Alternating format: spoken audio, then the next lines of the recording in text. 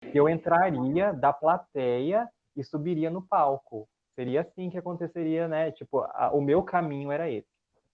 E aí eu peguei, saí do cantinho ali e tal. E aí começou, Deus de Israel, e eu entrando e não sei o que, sofrendo assim muito. Aí, de repente, a Fernanda Chama deu um grito, ela falou, gente, para tudo, para tudo, para tudo. Eu falei, gente, o que está acontecendo, meu Deus? Ela olhou para mim e ela falou, gente, olha que maravilhoso esse sem terra, olha esse sem terra. Gente, o elenco inteiro caiu na risada.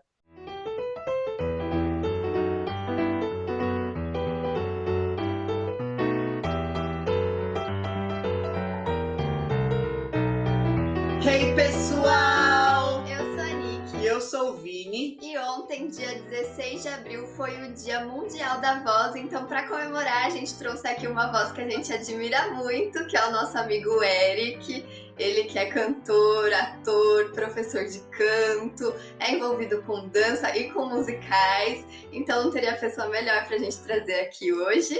Bom, gente, o Eric, além de ser nosso professor de canto, ele dava aula de canto coral no instituto que a gente faz aula de canto, que é o Instituto de Voz Sheila Souza, que a gente mega recomenda se você é de São Bernardo, ó, vai estar aqui na descrição. Olá, gente. Oi, pessoal. Obrigado, Nick. Obrigado, Vini. Bom, é um prazer estar aqui com vocês, né? Falando um pouquinho de mim, não tenho uma grande carreira no meio artístico, mas a voz é uma coisa que, bom, sou extremamente apaixonado por isso. E a gente já fez peça junto também, né? A gente dançou e cantou junto ali no Balé Elisa. O último que a gente fez foi Anastácia. Que o Eric foi o Dimitri, arrasou. Era um dos pontos altos do espetáculo, era o Eric cantando In a Crowd of Thousands, todo mundo amava.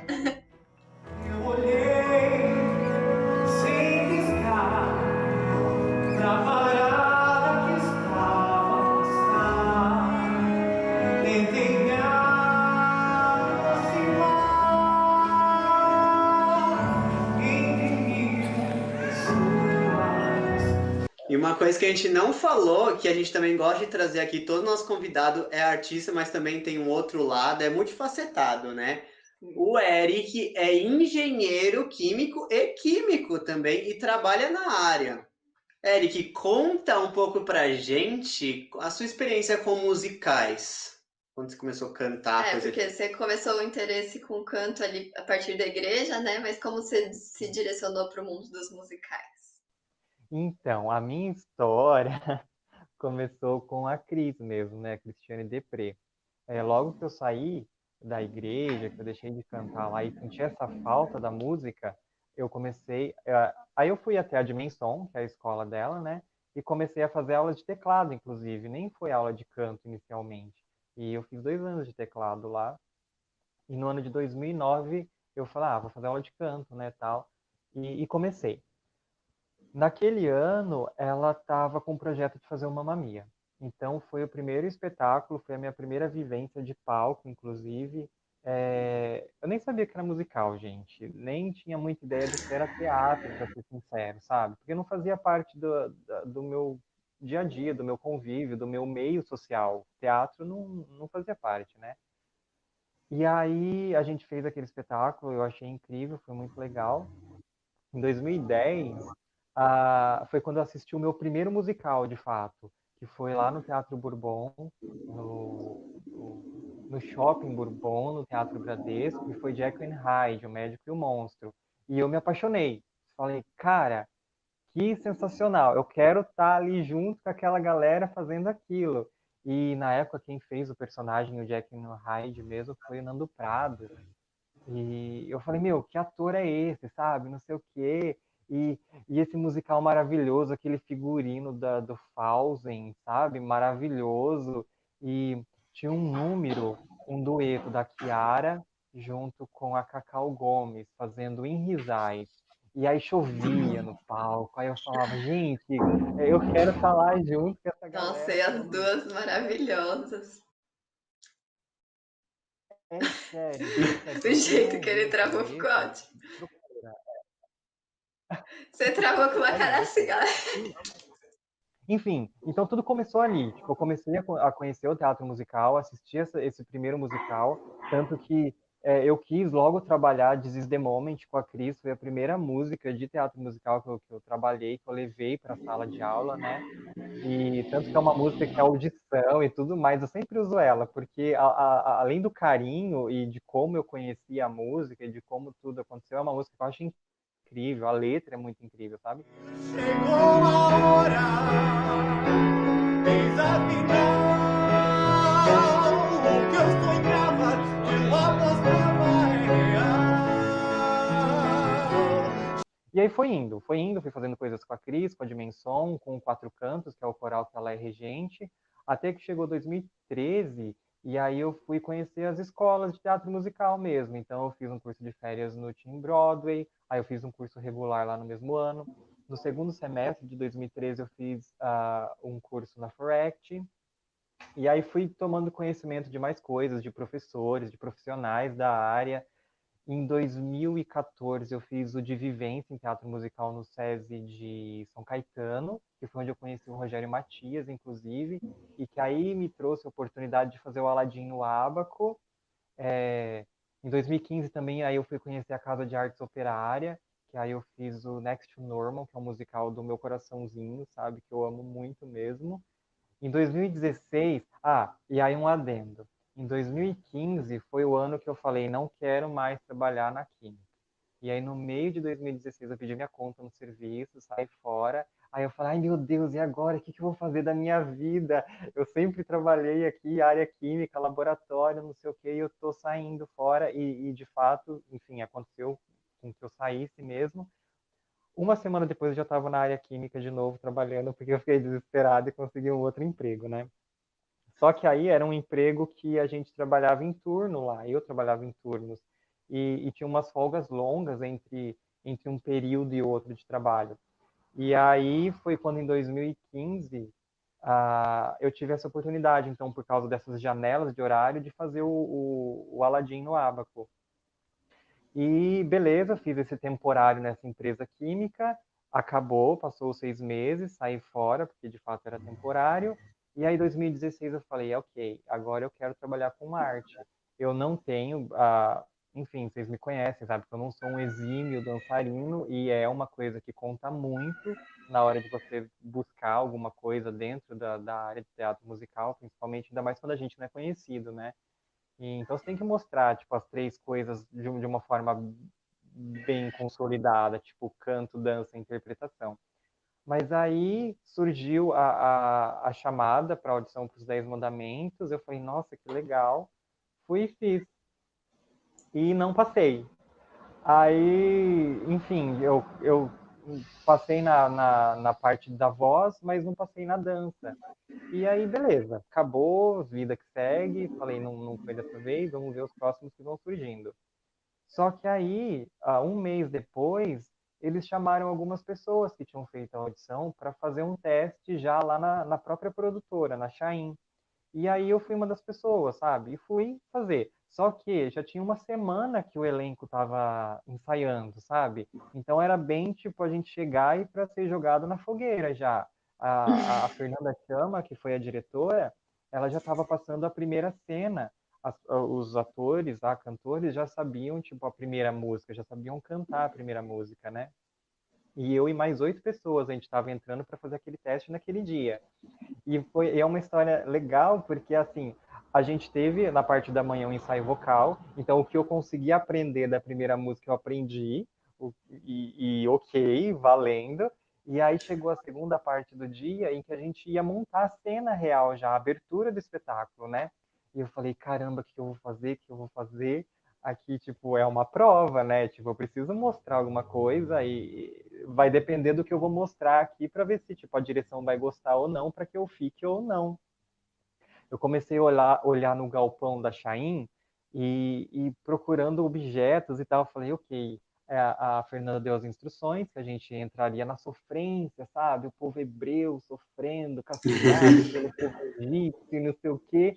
E aí eu falei, tá, gente, eu peguei, achei uma bengala jogada, Aí começou a cena, tipo, Deus de Israel, o nome da música, sabe? Eu coloquei a bengala aqui, ó, como se fosse, sei lá, que eu pensei, gente, uma enxada, sabe? E eu comecei a andar na sofrência, assim, ela deu até o direcionamento para mim que eu entraria da plateia e subiria no palco. Seria assim que aconteceria, né? Tipo, o meu caminho era esse. E aí eu peguei, saí do cantinho ali e tal.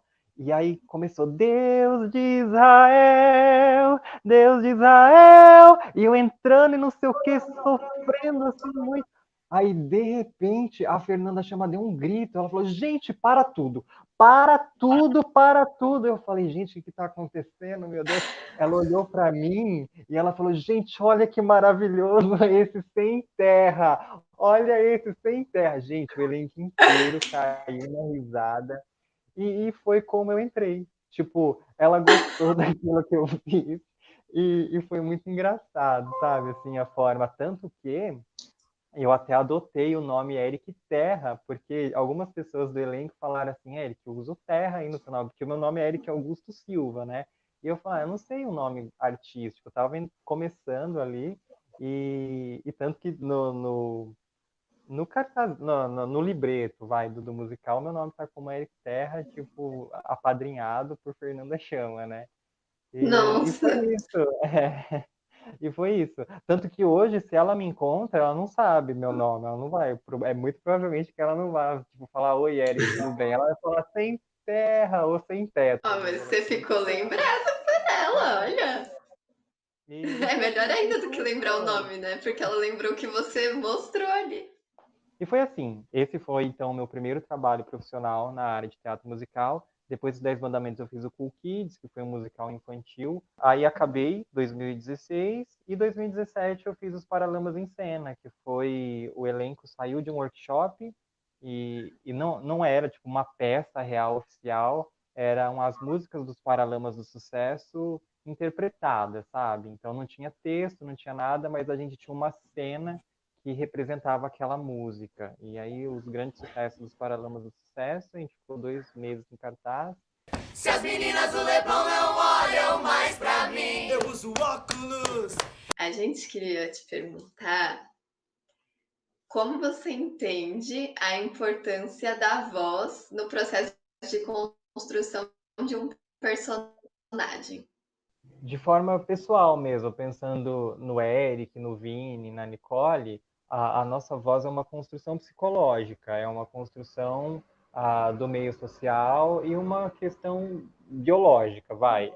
Cada um tem o seu RG vocal também, certo? E partindo do momento que é através da nossa voz que a gente passa as nossas emoções, como a gente se sente, se está feliz, se está triste, se está meio para baixo, a gente consegue interpretar e a gente consegue entender isso ouvindo das pessoas, né? A pessoa vai falar e fala, hoje ela está meio triste, hoje ela está feliz, não sei o quê. E aí, sei lá, esse personagem fuma, então eu vou ter uma voz rouca, ou o quanto que ele fumou, tipo, fez com que ele, sei lá, desenvolvesse uma rouquidão, então eu vou falar mais rouco, não sei, eu vou falar assim. E na hora de cantar também, é importante que eu use esse trilho vocal, né? Que eu, que eu use a voz, é um trilho mesmo. A forma que eu falo tem que ser a forma que eu canto. A última professora de canto agora que eu tive, a Amélia, ela costuma dizer assim que a gente tem que imaginar que na plateia tem uma velhinha que não enxerga. E ela tá lá e tá escutando o espetáculo todo. Então, no momento que eu tô falando, pro momento que eu vou cantar, eu tenho que conservar esse trilho de voz, porque ela falou que não adianta você tá, tipo, você usa uma voz para falar, para dar o seu texto, e aí de repente entra a música e você canta, sei lá, com uma voz mais impostada, coisa e tal. Porque aí a velhinha vai falar, nossa, entrou outra pessoa para cantar no lugar, ou então, nossa, entrou uma entidade nessa pessoa e começou a cantar diferente do que ele estava falando. Então, é basicamente isso. A voz tem essa importância e a gente precisa desse cuidado.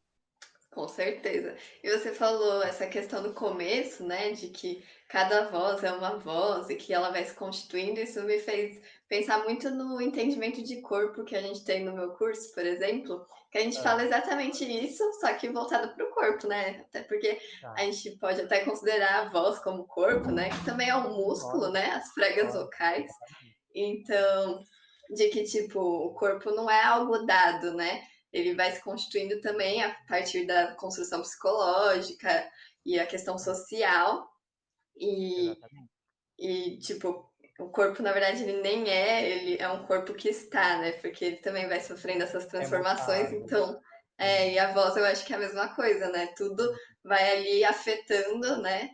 Então, é muito interessante pensar como que você vai construir isso para um personagem, né? Exatamente. É isso. É a voz e corpo, Que não tem como. As duas coisas juntas carrega e. uma história ali, né? É, Então, exato. aí me fez pensar também, porque nós três aqui a gente já interpretou personagens ali nos espetáculos do Balé Elisa, né? Então, que a gente monta musicais. E quando eu fui a Bela, a minha maior preocupação era em construir uma voz para a personagem, Aham. porque eu posso dizer que eu tenho um maior domínio para me expressar através da expressão corporal, né? Então, a voz já foi uma preocupação maior para mim. Foi quando eu fui buscar uma fono e as aulas de canto, foi quando a gente começou, né? Sim. E aí eu fiquei pensando que para você talvez tenha sido o contrário quando você fez o Dimitri, né? Porque como tinha a questão da dança, tipo, ali no canto você já se garantia, ia lá, pronto, fazia. Agora a questão corporal já foi uma coisa que você teve que trabalhar mais, né? Nossa. Pro Vini também, né? Você também teve muito mais dificuldade de construir uma voz pro Timão, pro Lumière, do que o corpo. O corpo você também meio que já ia lá e já tinha, sabe? Eu vejo que muita gente não tem a noção que exercitar a voz também é um músculo. Assim como você exercita o braço, você vai exercitar ali para cantar. O pessoal acha, não, só que não tem uma técnica aplicada. Gente, é muito difícil. Depois você começa a entender o canto, da onde que passa o som, para onde que vai, o que é belting, o que é lírico. Ainda tem isso, né? Tem as especificidades da voz no teatro musical, né? Que essa questão que você falou mesmo da voz, da transição da voz falada para a voz cantada, né? Tipo, é uma musculatura que a gente vai desenvolvendo e a gente vai entendendo. E às vezes mesmo assim, a gente tem dificuldade naquele determinado trecho de uma determinada música, e a gente vai, tipo, malhando, malhando, até que de repente sai, você mesmo fica impressionado. Sei lá, você fez uma gravação, alguma coisa, você ouve, você fala, caramba, eu consegui fazer. E aí você vai entendendo que é tipo um espacate, sabe? Você vai tentando, tentando, tentando, vai, tipo, buscando alongamento. Não, vamos falar solo musical que você acha mais difícil, masculino, Vocalmente. vocalmente. Tem musicais que existem uma música ou outra, pontualmente falando, que é extremamente difícil. Por exemplo, aquele solo do Judas em Jesus Cristo Superstar. O Vini queria falar exatamente Eu ia falar desse. exatamente isso. Mas esse solo é extremamente difícil. A Amélia falou assim: ah, Eric, pega para estudar. Gente, eu comecei a cantar aquilo, eu falei. E aí eu fui jogando tudo pro falsete e ficou uma coisa horrível.